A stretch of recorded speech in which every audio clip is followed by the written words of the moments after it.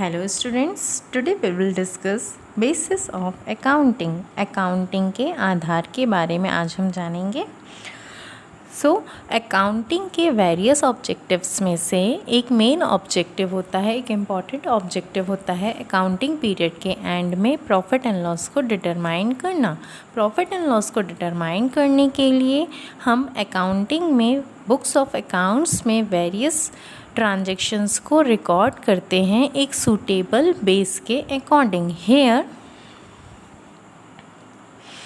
cash basis and accrual basis are the two primary methods of tracking income and expense in accounting। Accounting में income और expense को track करने के लिए, income और expense से रिलेटेड ट्रांजैक्शंस को रिकॉर्ड करने के लिए कैश बेस और एक्रूअल बेस दो प्राइमरी मेथड्स बताए गए हैं। Now first one is cash base means नगद आधार।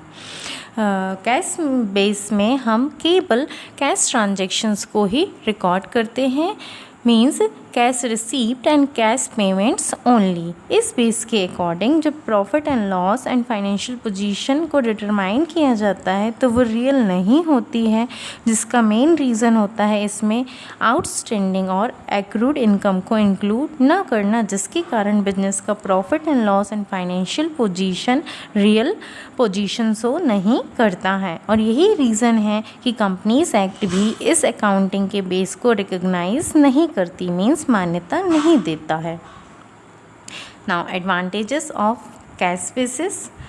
Here are 3 advantages of cash basis. First one is it is very easy method. ये बहुत ज़्यादा आसान विधि है, इसे समझना और स्वीकारना दोनों ही बहुत आसान होता है, बहुत इजी होता है।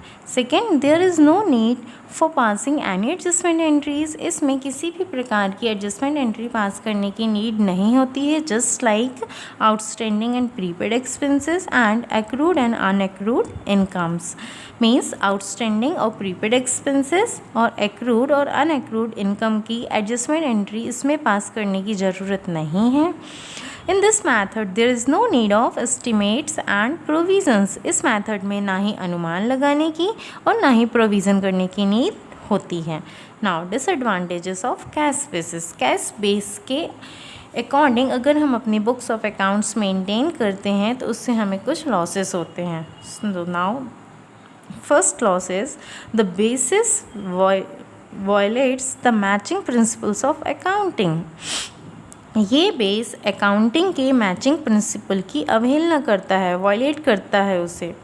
Second, on the basis of accounting the profit and loss and financial position of the business can not be determined truly. इस बेस पर profit and loss and financial position जो डिटरमाइन किए जाते हैं वो ट्रू नहीं होते हैं। This basis fails to classify the income and expense into capital and revenue nature। ये बेस कैपिटल और रेवेन्यू नेचर के ट्रांजैक्शंस को क्लासिफाई नहीं कर पाता, मीन्स कैपिटल और रेवेन्यू नेचर के इनकम और एक्सपेंस को आपस में बांट नहीं पाता। This method is not recognised by companies act. ये मैथड कंपनीज एक्ट के द्वारा रिकॉग्नाइज नहीं किया जाता, मीन्स उसे मान्यता नहीं दी जाती। सेकेंड आता है accrual basis. Accrual basis means होता है उपार्जन आधार।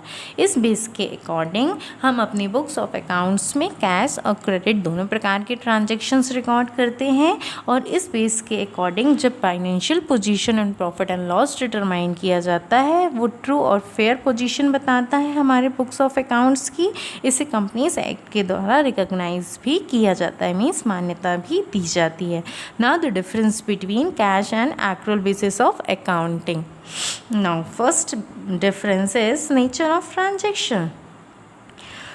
कैश बेस में केवल कैश ट्रांजैक्शंस को रिकॉर्ड किया जाता है, जबकि वाइल एक्रूअल बेस में बोथ कैश एंड क्रेडिट दोनों ट्रांजैक्शंस को रिकॉर्ड किया जाता है। Legal status.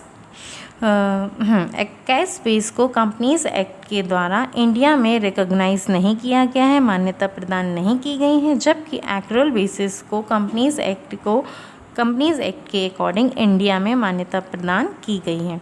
Reliability, cash base ज़्यादा रिलायबल नहीं होता है। इसका मेन रीज़न होता है इसमें केवल कैश ट्रांजैक्शंस का होना, जिसके कारण profit and loss and financial position सही पोजीशन शो नहीं करता है। एक्रूअल बेस ज़्यादा रिलायबल होता है क्योंकि ये कैश और क्रेडिट दोनों ट्रांजैक्शंस के साथ डील करता है और इसके द्वारा जो फाइनल पोजीशन और प्रॉफिट एंड लॉस शो किया जाता है वो मोर ट्रू और फेयर होता है। Usefulness, cash base is used by professionals or non-trading organizations like advocate and doctor etc. Cash basis का यूज़ नॉन ट्रेडिंग ऑर्गेनाइजेशंस और प्रोफेशनल पर्सनस जैसे कि एडवोकेट और डॉक्टर्स के द्वारा यूज़ किया जाता है। while the cash accrual base is used by all those organizations whose main purpose is profit making, जबकि accrual base का यूज़ उन सभी ऑर्गेनाइजेशंस के द्वारा किया जाता है जिनका मेन एम होता है बिजनेस में प्रॉफिट अर्न करना। Thank you.